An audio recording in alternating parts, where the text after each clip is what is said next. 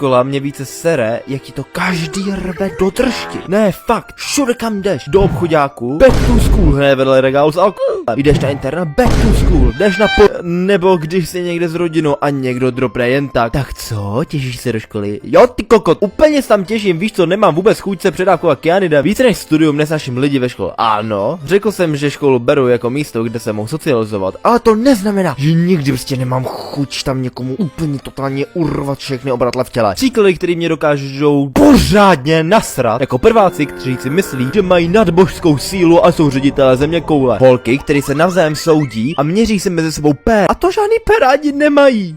Doufám. Nebo random nerdíci, kteří dodrží každý pravidlo ve škole, ale jsou učitelům tak hluboko do prdel, že jsem nikdy kámo neviděl. A ještě jak na tebe mluví, to je nejhorší. Řeknu vám takový manga, ty storytelling. Jednou jsme měli školní parlament a vůbec nechápu, proč vybrali mě, abych tam šel. A všude okolo mě byli buď nerdíci, nebo hulváti, kteří vypadali, že tě pobodejí na hajzlech. No a já si dokážu popovídat se všema. Klidně s bezďákem, mě to je fakt úplně jedno. No tak jsem se dal do řeči s nerdíkama z parlamentu na chodbě. Nebudu o tom mluvit do detailu, nikdo to nechce slyšet, ale na konci konverzace jsme pomluvili spoužačky. A ano, šli okolo nás. Tak jsem na nerdíky udělal gesto staré knihovnice a řekl jsem jim, ať drží pič. A víš, co on mi řekl? Kámo.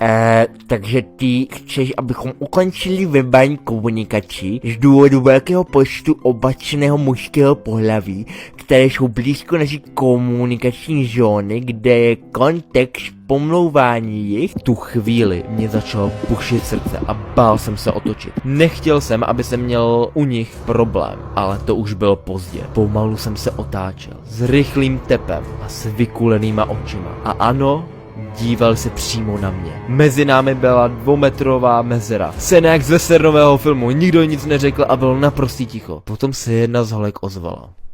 Ty jsi fakt kretén, Jirko, ty jsi fakt úplný kretén, vole, fakt pičo. No, odešli. To jsem tak mohl jen neočekat, ty kokos, že mě ubodají, nebo že mě vyhodí, já nevím, co si mohl myslet, ty vole. Ale vím, že nerdící jsou NPCčka jak ze Skyrimu. Prostě, jo, rád ve škole trávím čas.